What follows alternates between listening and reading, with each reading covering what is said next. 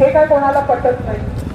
आज इथे एवढे थोर ज्येष्ठ मंडळी पण बसले आहेत. त्यांनाही वाटतं की आपल्या तालुक्यासाठी आपला जो कनेक्टिव्हिटीचा प्रॉब्लेम आहे तो तुम्ही जास्त नीट सगळ्यांनी डोळ्यांनी पाहिलाय. 30 वर्षापर्यंत कसा आपला तालुका होता, काही रस्त्यांचे आणि जो आपला मावळातला भाग आहे तिथे पोचायला सुद्धा तिथे आपल्याला अडचण व्हायची. आज त्याच्यातनं इथपर्यंत आपण आलो आहोत. तरी ही जी गरज आपल्याला ट्रेनची आहे, रेल्वे लाईनची आहे, त्याची कमी तेच पुरी करू शकते. आणि आज इतक्या मोठ्या परिसराला रेल्वे तुम्ही नाकारून इतक्या लोकांवर अन्याय होतोय.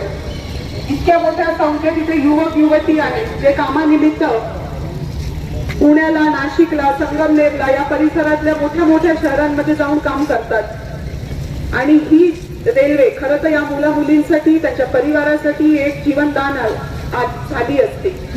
मात्र ती आता रद्द झाली आहे. तरीही आपण सगळे जर एकजुटीने आलो, याचा विरोध केला, याची मागणी अशीच ठेवली तर याच्यातनं काही निष्पन्न होईल असा आम्हाला विश्वास आहे.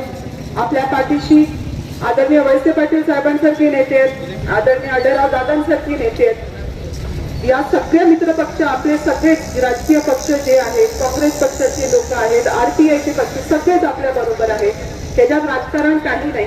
आपण सगळेच या भूमीचे आहोत. आपल्याला सगळ्यांनाच एकमेकांचं इकडे उज्ज्वल भविष्य बघायचं आहे. येत्या पिढीचं उज्ज्वल भविष्य आपल्याला बघायचं आहे आणि यासाठी सगळेच एकत्रित आले आहेत.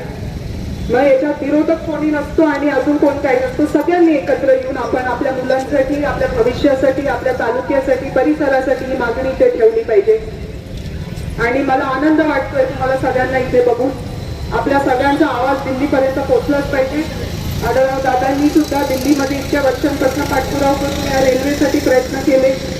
आपण सगळ्यांनी प्रयत्न केले आणि आपल्या प्रयत्नांवर पाणी नाही केलं पाहिजे अशी आमच्या सगळ्यांची इच्छा आहे. युवकांना, युवती आणि विद्यार्थी खासकर त्यांच्यासाठी ही एवढी मोठी जीवनवाहिनी आहे. तर आपण सगळ्यांनी विरोध केलाच पाहिजे. रेल्वे आपल्याला आपल्या हक्काची इथे मिळालीच पाहिजे. एवढंच मी ते सांगू इच्छिते. धन्यवाद.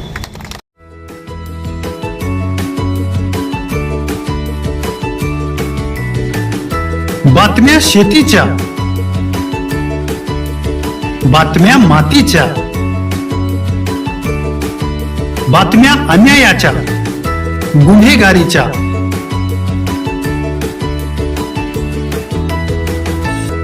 राजकारणाच्या आणि समाजकारणाच्या,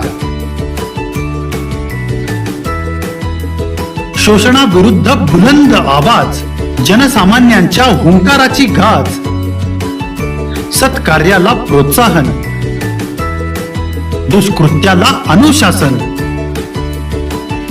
निर्भीड, निस्पृह, सडेतोड, बेधडक आणि रोखटोक म्हणजेच विघ्नहर टाइम्स. शोध बातमीचा, ध्यास सत्याचा. आपलं चॅनल, आपली बातमी. सबस्क्राईब तर कराच, पण बेल आयकॉनवर क्लिक करायलाही विसरू नका.